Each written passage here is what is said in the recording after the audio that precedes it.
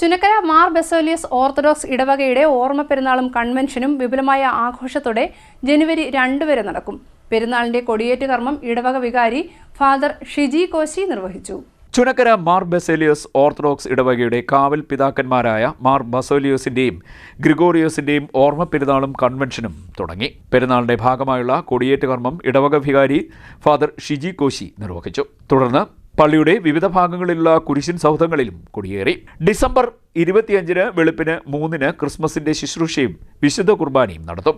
December 26 വൈകിട്ട് 6 മണിക്ക് Christmas കലാസന്ധ്യ പിറവി അരങ്ങേറും.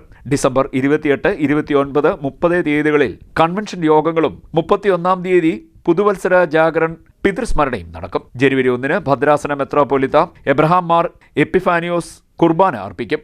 പുതിയതായി പണി കഴിപ്പിച്ച കുരിശിൻ സൗധം കൂദാശിയും നിർവഹിക്കും. വൈകിട്ട് സന്ധ്യാ നമസ്കാരത്തെ തുടർന്ന് റാസ നടക്കും. ജനുവരി 2 രാവിലെ 7 മണിക്ക് പ്രഭാത നമസ്കാരം ഉണ്ടാകും. 8 മണിക്ക് മലങ്കര ഓർത്തഡോക്സ് സുറിയാനി സഭയുടെ കോട്ടയം ഭദ്രാസനാധിപൻ യോഹാനോൻ മാർ ദിയോസ്കോറസ് വിശുദ്ധ മൂന്നിന്മേൽ കുർബാനയ്ക്ക് മുഖ്യ കാർമ്മികത്വം വഹിക്കും. തുടർന്ന് 25 ഡയാലിസിസ് രോഗികൾക്ക് ചികിത്സാ സഹായ വിതരണം ഉണ്ടാകും. പ്രദക്ഷിണം, കൊടിയിറക്ക്, ശ്ലൈഹിക വാഴ്വ്, പെരുന്നാൾ വെച്ചൂട്ട് എന്നിവ നടക്കും. Father Geevarghese Koshy, trustee T I. Thomaskutty, secretary Y Kunjumon, പെരുന്നാൾ കൺവീനർ ബിനു ഫിലിപ്പ് എന്നിവർ നേതൃത്വം നൽകും. ക്രിസ്മസ് സന്ദേശവും ഓതിക്കൊണ്ടുള്ള കരോൾ ഇടവകയിലെ 225ഓളം വീടുകളിൽ സന്ദർശനം നടത്തി. വികാരിക്കൊപ്പം മധുരം വിതരണം ചെയ്തും ഗാനങ്ങൾ ആലപിച്ചുമാണ് കരോൾ സംഘം സന്ദർശനം നടത്തിയത്.